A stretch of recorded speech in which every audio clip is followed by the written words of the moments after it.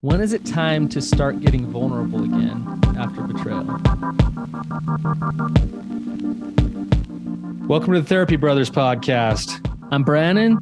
I'm Tyler. We're brothers, We're therapists. and we know recovery. Bring your stories, your questions, your successes with real recovery.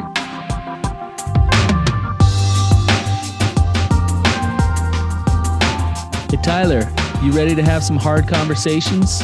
Let's do it. Let the Therapy Brothers podcast begin. All right, you guys, welcome back to the show. I have a great guest on today, somebody who's been on the show before. So we're going to catch up with her and just kind of see what's been going on in her life.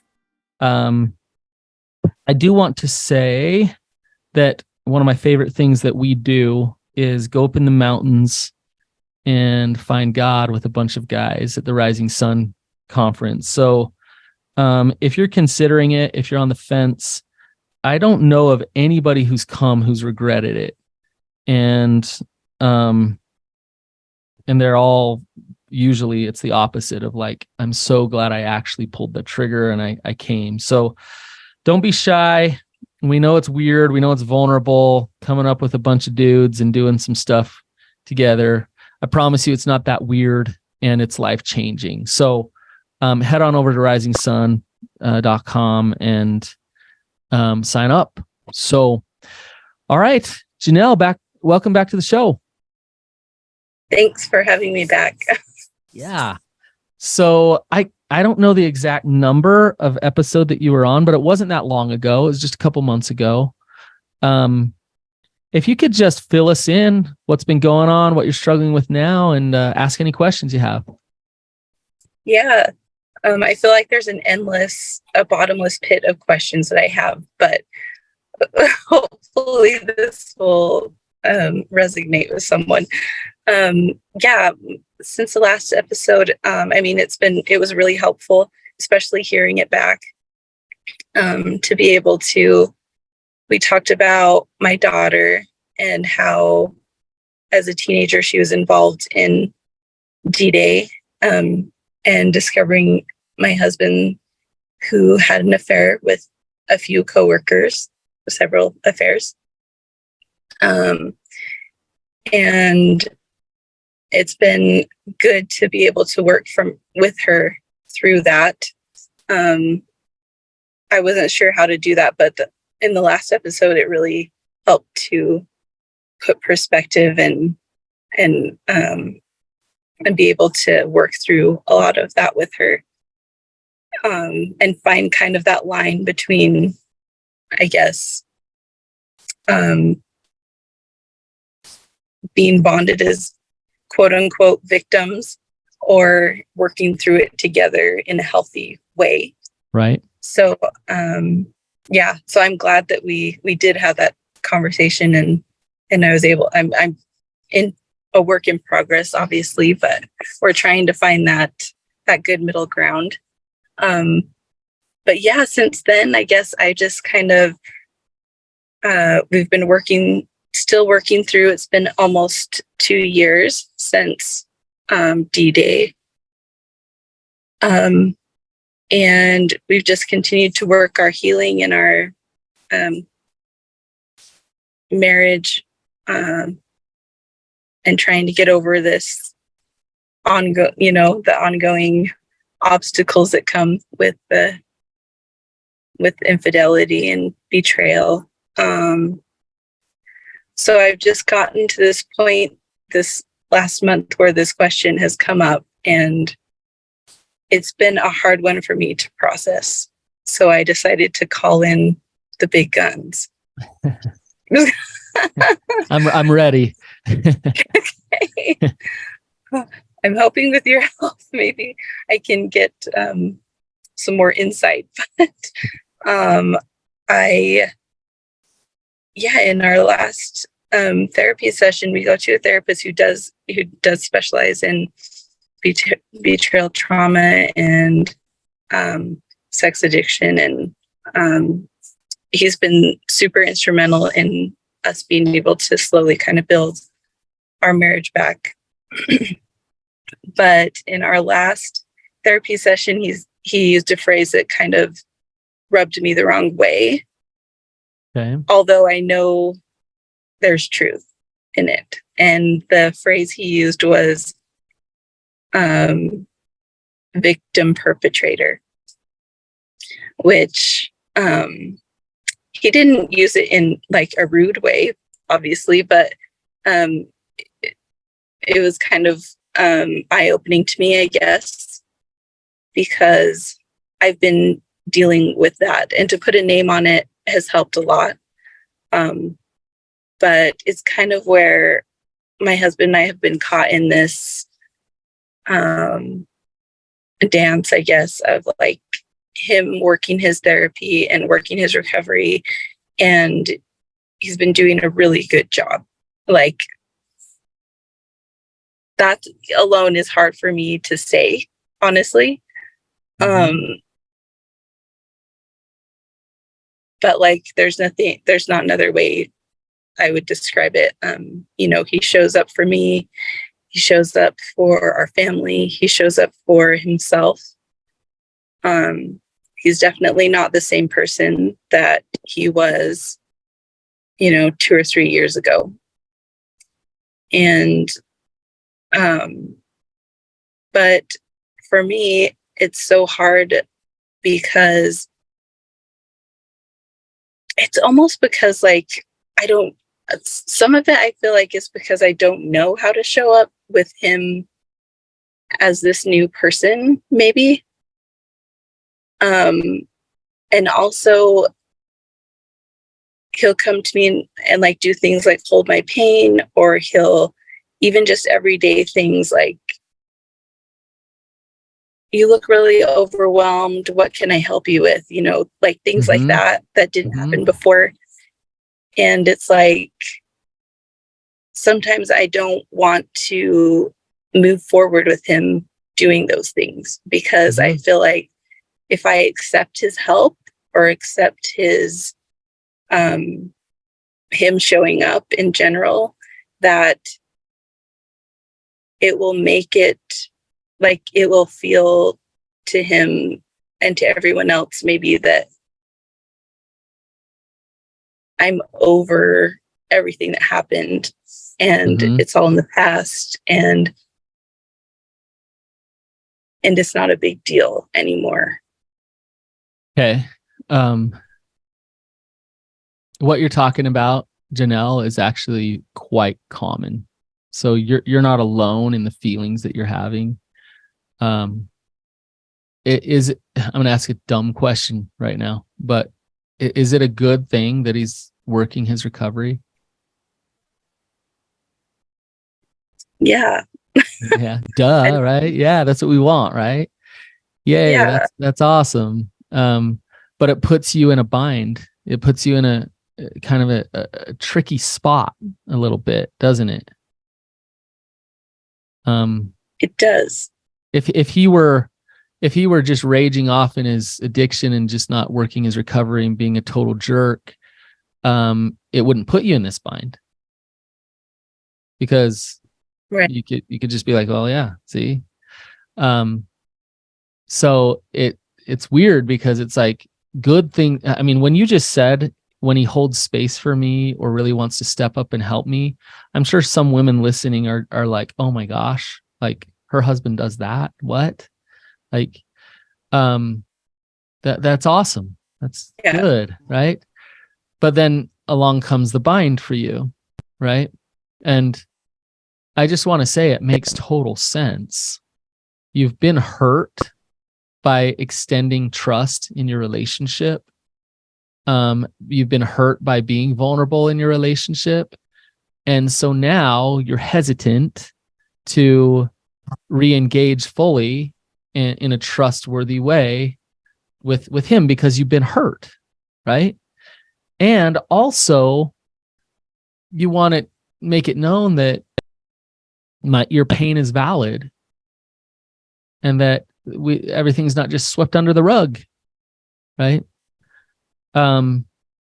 So it makes total sense, Janelle. At the same time, it keeps you stuck, doesn't it?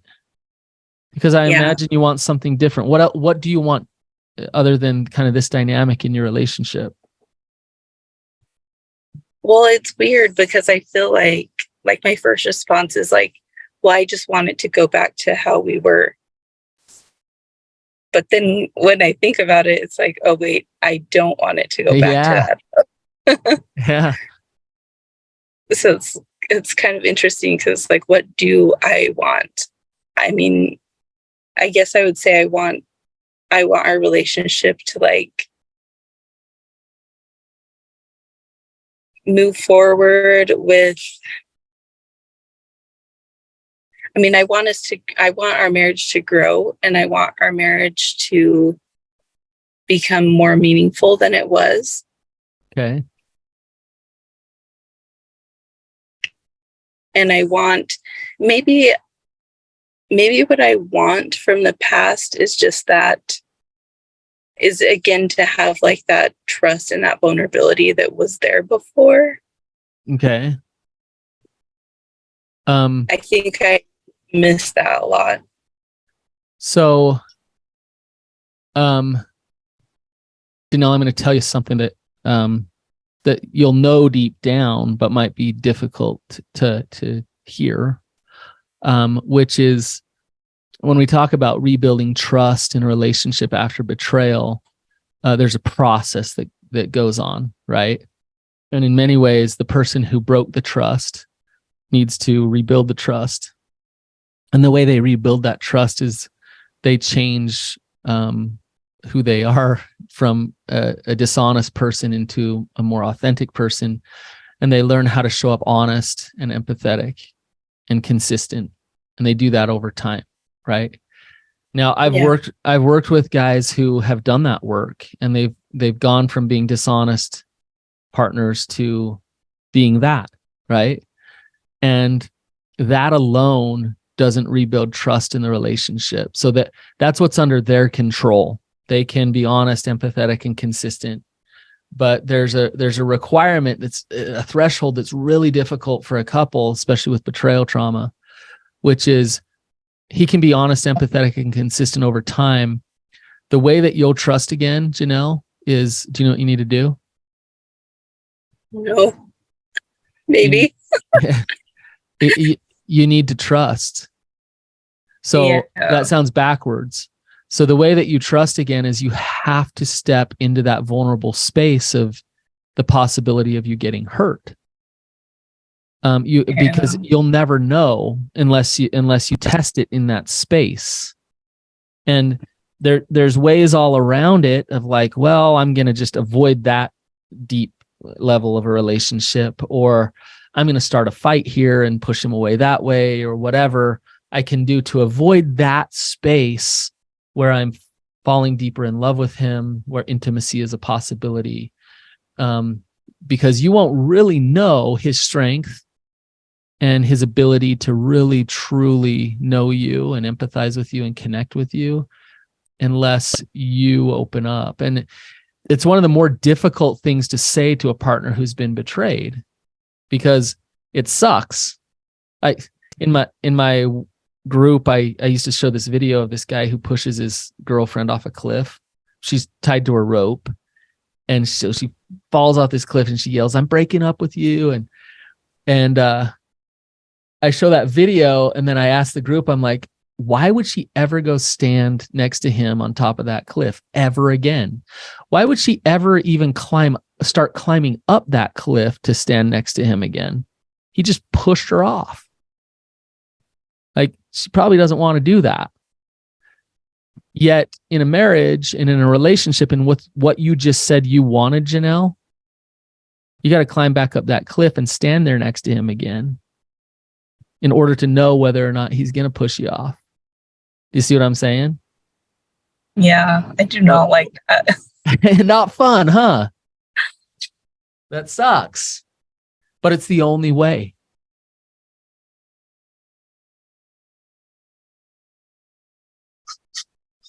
Sorry. Yeah. Just the thought of, I think you said it perfectly. Like, I just, Sorry, I have allergies too, so my voice is horrible. But It's okay. yeah, just like what you said, I think hits it right on the nail with. I've been looking for like, how do I know though that I'm not going to like get hurt again, or that something's not gonna come up or happen again. In this case, like, with like having an affair or something. And I guess that just hits me hard. Like, the fact is, like, I don't know. And I don't think anyone does. Right. Like, here's the thing, Janelle.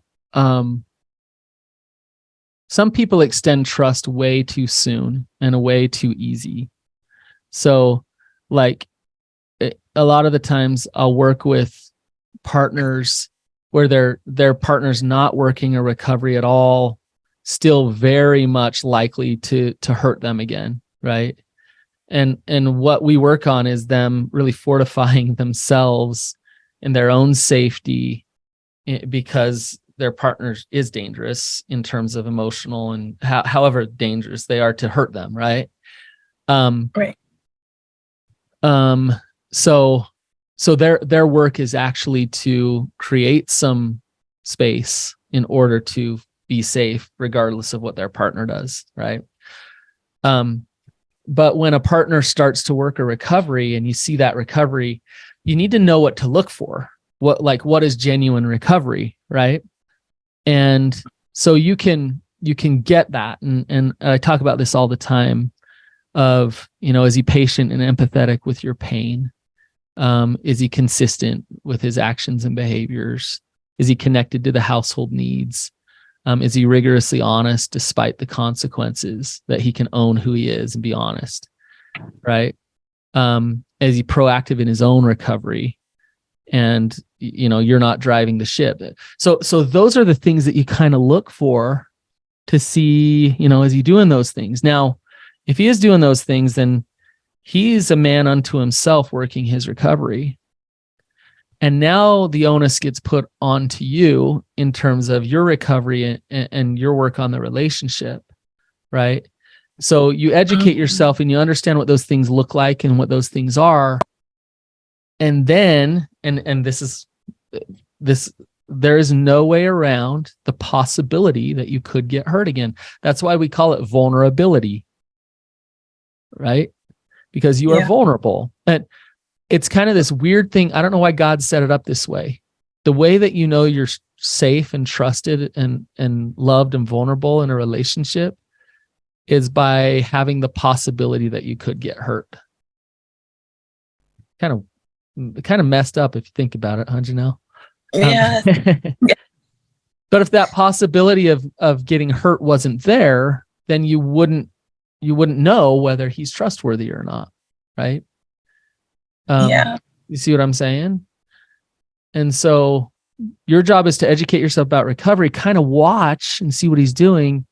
And then your other job, when you see that he is doing those things, is to look at yourself and say, okay, I'm going to face this fear, face this fear of the unknown, face this possibility of getting hurt again, and ask myself, in what ways do I hedge against that fear?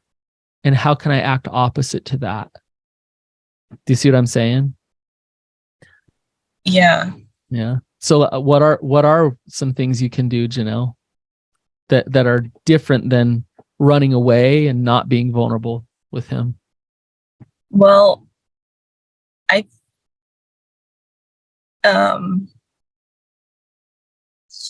was actually a couple of days ago, I just was having a hard day. It was just, one of those days, everything kind of just wasn't coming together. Uh-huh. And I did have some like there was some moments when I was having a lot of pain from the betrayal specifically. And he showed up and he stayed with me and listened to me. And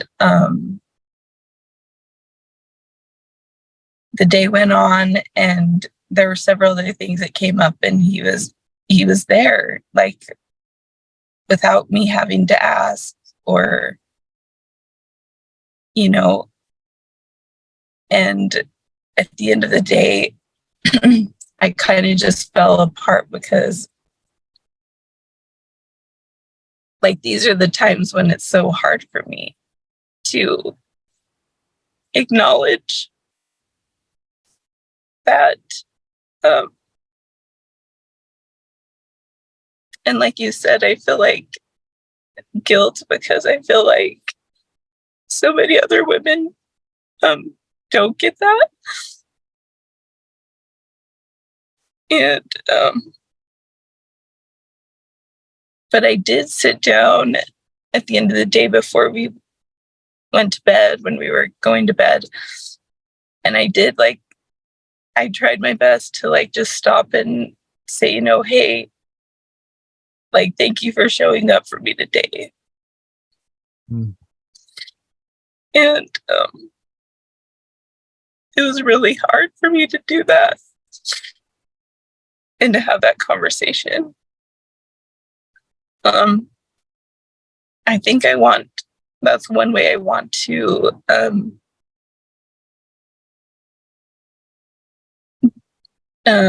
move through this, like, going forward, is trying to do that. And not keeping it in. Okay. But letting it out. So showing some appreciation and acknowledgement is a way of being vulnerable, right? I want to back up a little bit with you and just kind of look at this feeling of, if I get vulnerable again, then it just feels like all the things that I've been through have been kind of swept under the rug and not acknowledged and not validated. My pain hasn't been validated. What do you need, Janelle, in order to feel like, hey, your pain has been seen, and it is real, and it's big, and what do you need? What do you need for that? That's a very good question.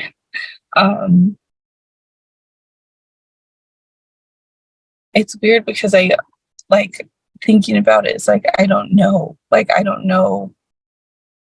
what is there that could be done? I feel like that's just a huge fear of mine, is that, like, if I do move forward and we are trying to, like, heal, or, like, I feel like I'm acknowledging his healing or my healing. Yeah, that, like, everything's gonna just be let go and forgotten. Mm-hmm. And I don't know why that's so. I don't even know why that's so important to me. But is there another way to look at it? Right. So your thinking is, if I just smile and be nice and show appreciation and be more vulnerable, then all of the stuff my story would be insignificant. It would be like, well, yeah, I've been through this thing, but guess I got to get over it. Right. Yeah. Is there another way to look at this?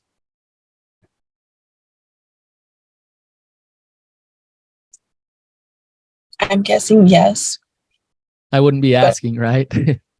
Yeah, I just can't, like, I can't see it or, like, put my finger on, like,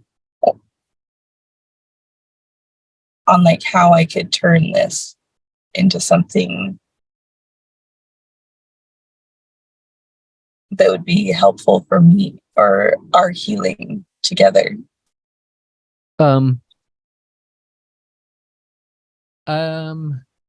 You believe in God? Yes. Okay. I know that's from left field, but does God have a hand in what's happening here? That's a whole nother side of it. I don't know.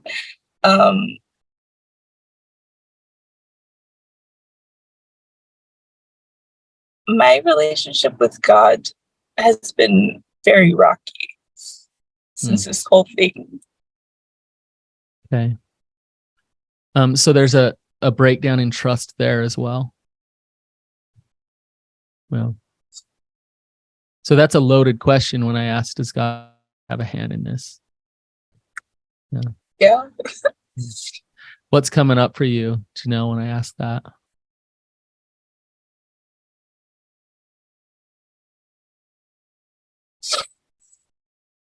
Just emotions of being,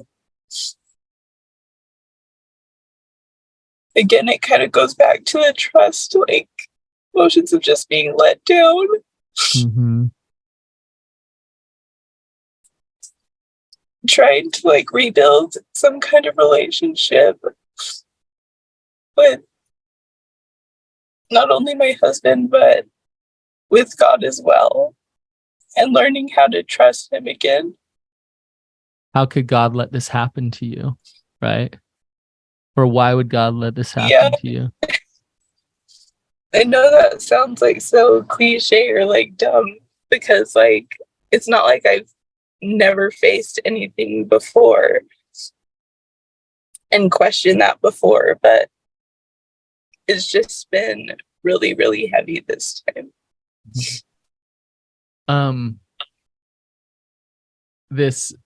Well, of course, it's a huge thing, right? It's one of the hardest trials that you'll go through in your life.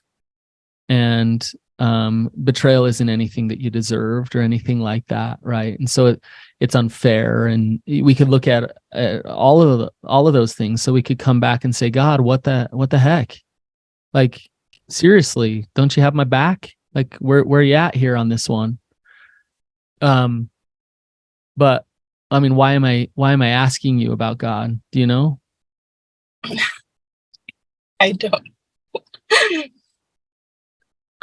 It's interesting, your perspective of God's let me down and I'm having a hard time trusting him, right? Because the reason I'm asking you about God is, and the question I'm going to ask, you might not be ready to hear, but this pain and what you've been through, I believe, is for a reason, and that God is working on you because God needs you. And so if there's no purpose in the pain, and you can't see that purpose, and you're caught up in that, just like, what the heck? Like, I'm going to use the word you don't like. If you're caught up in a victim stance of why me? You know, that question, I say this all the time, why me, can be just in an influx in your voice. It can be why me or why me? Do you see what I'm saying? Why has this been my story? And why me? And here you are on a podcast for a second time, sharing your story, helping other people, opening up, being vulnerable. Little do you know, you're doing a lot more good than you realize because you've been through this hell. You see what I'm saying, Janelle? And so I see you kind of stepping into some of the purpose behind the pain. But in your mind, it's still caught on that kind of betrayal piece with God. And I'm not saying your husband should go out and do the things he did, like, but the fact of the matter is he did. And now it's part of your story. And now that it's part of your story, you can stay a victim to it, or you can find purpose in it. Right? Do you see what I'm saying? Easier said than done. Yeah. So that principle applies in your relationship as well. So a lot of times, if you compare your relationship to like a plate that got dropped, a glass plate, and it shattered, a lot of times the betrayer wants to just like pick up the plate and act like nothing happened. Like, it's fine, see? But the fact of the matter is there's shards all over the place. And piece by piece, it gets put back together. And when it gets glued back together, there's like cracks all throughout that plate, and it looks nothing like it did before. But here's the thing, Janelle, and this is what I've seen many times. That cracked plate that has all the lines through it kind of creates this mosaic look that's actually pretty cool looking and kind of beautiful. And it's definitely different now, and it's going to forever be different. But it's kind of cool now. And you know what? The glue that you used is so strong that the plate's even stronger now than it used to be. And so it will never go back to what it was. So your pain is valid and it's real, and you can't smile at your husband, give him appreciation, then all of a sudden, whoom, off in the wind goes all this pain and all the stuff you've been through. It can't. It will never go back to that. But Janelle, you can stay looking at all the shards on the ground and refuse to put that plate back together because you want and you need validation that happened and that's real. Do you see what I'm saying? Are you following my analogy here? Yes. Yeah. What are you thinking?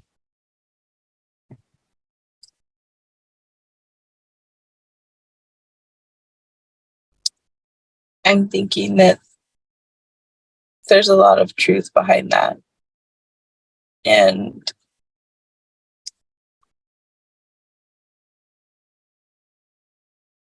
that,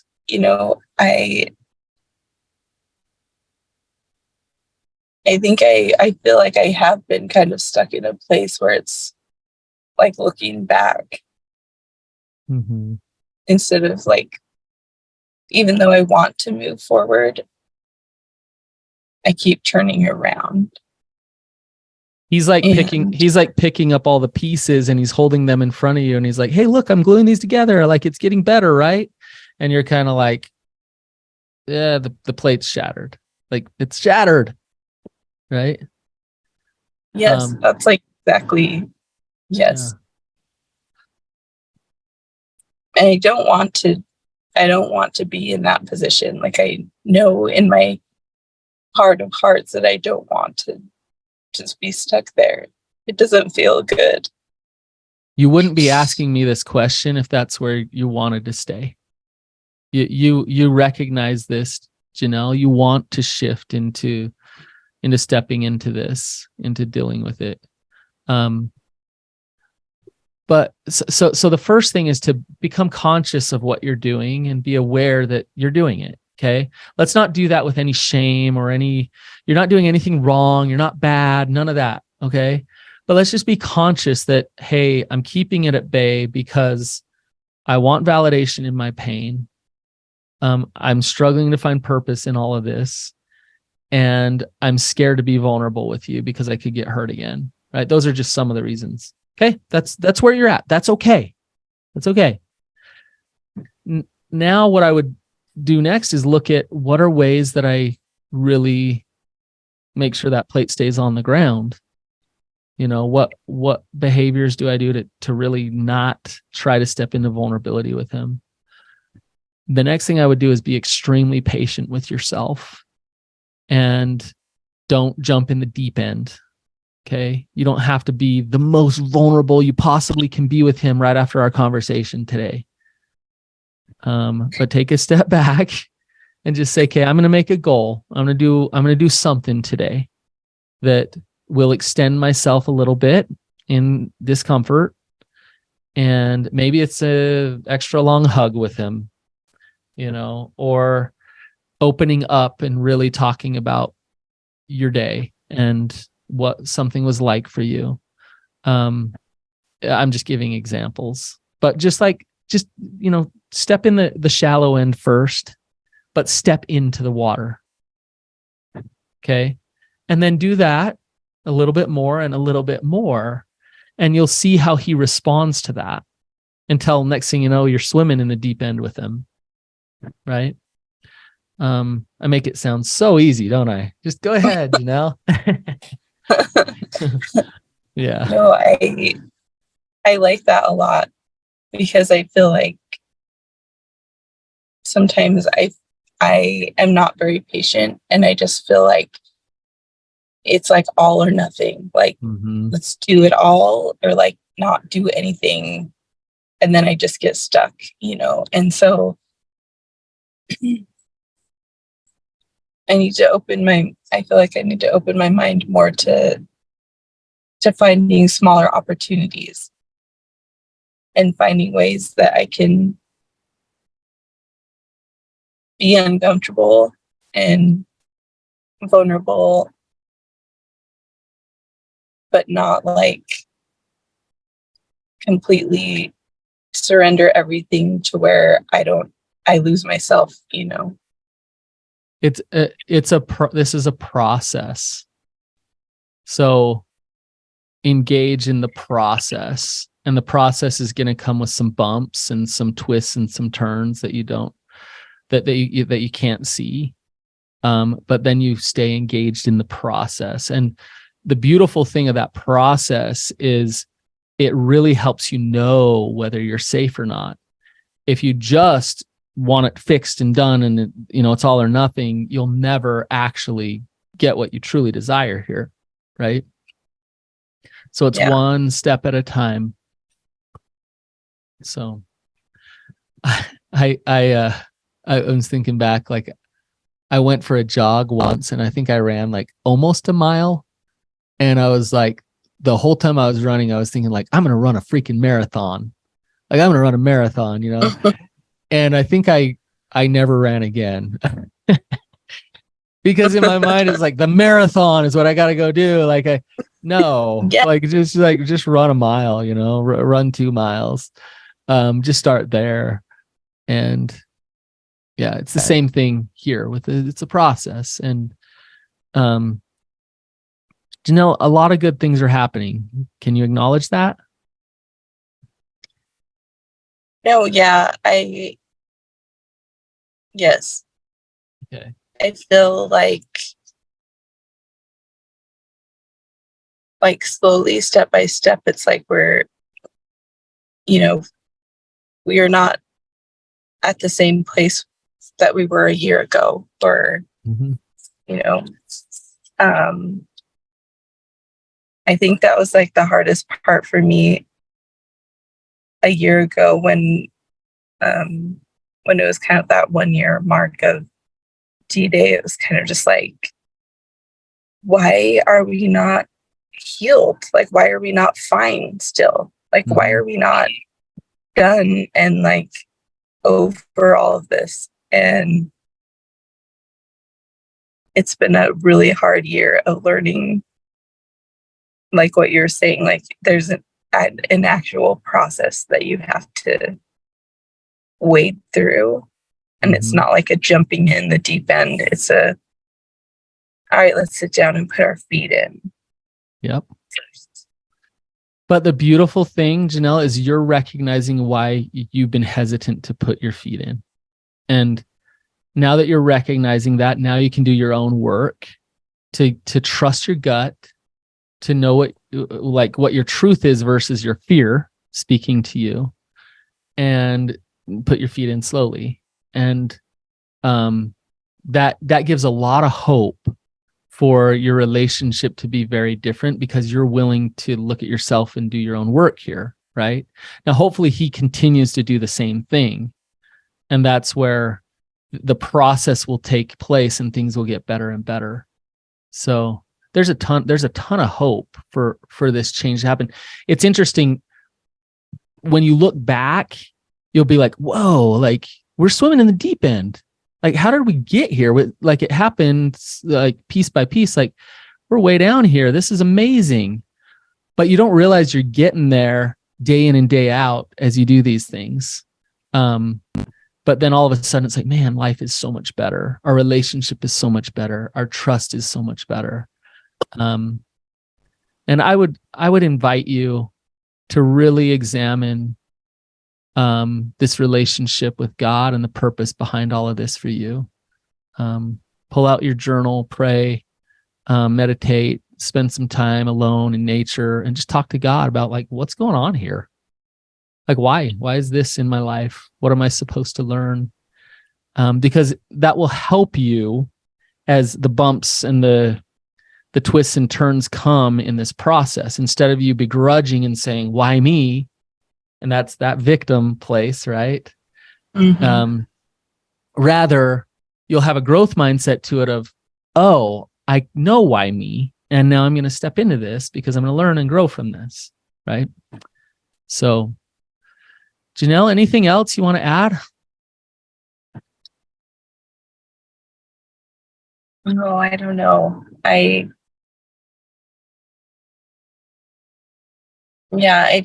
just trying to think, and like, I'm going to have to play this back a few times, probably, especially with him too. But, yeah, it's interesting because, like you're saying, like on the journey, it's like the things that were big at the beginning are not big things now that we have more hindsight. Uh-huh. And then the things that like we didn't really think about before, it's like, whoa, we have to deal with that now. It's massive in front of you. Yes. Yeah. And so it's hard, like when things like this come up, or like, it's like, I didn't ever think that like I would have to be vulnerable, like make myself vulnerable like this, or you don't think about like down the road, like, well, what does fixing your relationship really mean though? You like, we wanted to do it after Discovery Day and we were all gung-ho, but yeah, I think it's really hard to let the process happen. Mm-hmm. And just a little at a time try and put those pieces back together. Yep. I was watching basketball like this last week, and this player who is a professional basketball player, makes a lot of money playing basketball. He had broken his leg like a year and a half before, and he was just getting on the court again. And I was watching him play, and I'd like cringe every time he'd jump up and go for a layup, because I'm like, man, I don't want him to land wrong on that leg and break it again. Like, yes. Don't do that. Like, and because like I can imagine the rehab that he went through and just the pain and the struggle to get healthy again. And you look at that and you think, well, does that mean that he should never go play basketball again? Right. That's what he was made to do. That's what he's made to do. And his leg had a fracture in it, and hopefully it healed stronger than it before it broke. I mean, it comes back to that same principle we were talking about earlier. He could jump up for a layup and break his leg again. That is a possibility. And he absolutely needs to be on that court again. Right. So Janelle, it's time to get on the court. It's time to take a step in the shallow end, get on the court, all the analogies we can use. Right. So I want to ask you, what's one thing you can do today that you normally would push away from and avoid with your husband, that you can just step in with him? It's funny that you ask that, because this morning he let me know from work that he has to go on a business trip during our upcoming D-Day anniversary, which is also our wedding anniversary, by the way. Oh, okay. Yeah, that's really bad. Yeah. So he's not even going to be here that whole weekend. Mm. And I have issues with him going on business trips. Mm-hmm. And it's our wedding anniversary, technically, and also our D-Day anniversary. And I do not look forward to that. And I kind of have like just been brushing it off all day. Well, but maybe I need to step into that mm-hmm. and actually talk through it with him and let him know how I'm really feeling. That's excellent. So the normal you would just brush it off, like whatever, it's fine, like not go there. Yeah, I would probably just not go there, not want to talk about it, not want to confront it. But I would this is so like typical woman, but I just would give him the silent, not silent treatment, but yeah, I know I kind of passive aggressive. Yeah. Yes, that. Yeah, rather than going and being vulnerable about how you're feeling. So this one, I wouldn't say put it like way on the shallow end. This is like, in the middle, going toward the deep. But try it, do it. Absolutely, this is a perfect one. So, yep. Janelle, thank you for coming on and being vulnerable, and it's good to hear from people like you, and it's good to hear if your husband does listen to this. Good job, man. Like, way to step into your recovery. I don't know everything going on in your recovery, but you're fighting like hell for your wife, and it's good to hear that there's men out there like that. Janelle, you might not hear me hear me say that, but part of you really likes hearing me say that, right? Yeah, I do. Yeah. So I really appreciate kind of where you're at in this whole. You're in the messy middle here, and you're kind of saying, "Gosh, I want to revert back a little bit, step into the messy middle." Work that process, and things are going to get better. So, Janelle, will you come on again, maybe in a little while, and we can kind of see how this goes? Yeah, I can try that. Okay. All right. You guys, if this was helpful for you, don't hesitate to share it. Also, you can leave a review, and you can thank Janelle for coming on and being vulnerable with us. And have a wonderful day. We'll see you guys later.